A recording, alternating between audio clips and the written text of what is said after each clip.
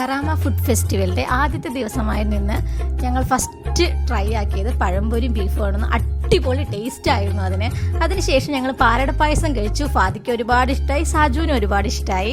ശേഷം ഞങ്ങളിതാ ഒരു ഫോട്ടോ എടുക്കാനായി അവിടെ ചെന്ന് ഫോട്ടോ ഒക്കെ എടുത്ത് തുടർന്ന് ഇങ്ങനെ നടന്നുകൊണ്ടിരിക്കുമ്പോഴാണ് സ്റ്റേജിൽ ഇതേ പരിപാടി തുടങ്ങിക്കഴിഞ്ഞു. ഞങ്ങൾക്ക് അറിയ പോലില്ലായിരുന്നു.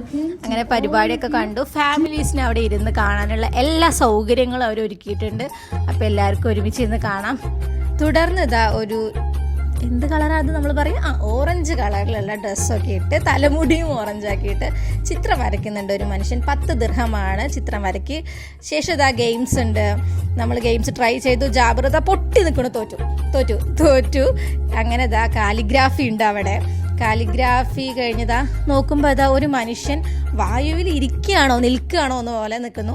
ശേഷം ഞങ്ങൾ ആ വഴിയിലൂടെ എല്ലാം നടന്നു. ആൾക്കാരൊക്കെ വന്ന് തുടങ്ങിയിരിക്കുന്നു. ചെറിയ തിരക്കുകളെല്ലാം ഉണ്ട്. നമ്മളതിലൂടെ നടന്നു. ശേഷം കാണുന്നു ദിലീപിൻ്റെ പുട്ടിൽ കയറി അൺലിമിറ്റഡ് ഫുഡ് കൊടുക്കുന്നുണ്ട് 13 ദിർഹംസിന്. അതും കഴിച്ച് നമ്മൾ അവിടുന്ന് കറാമ ഫുഡ് ഫെസ്റ്റിവലിന് ഇങ്ങനെ ഇറങ്ങി നടക്കുകയാണ്. അപ്പോൾ ഒരു ദിവസമെങ്കിലും കറാമ ഫുഡ് ഫെസ്റ്റിവൽ എല്ലാവരും വന്ന് എൻജോയ് ചെയ്യണം. Okay, by.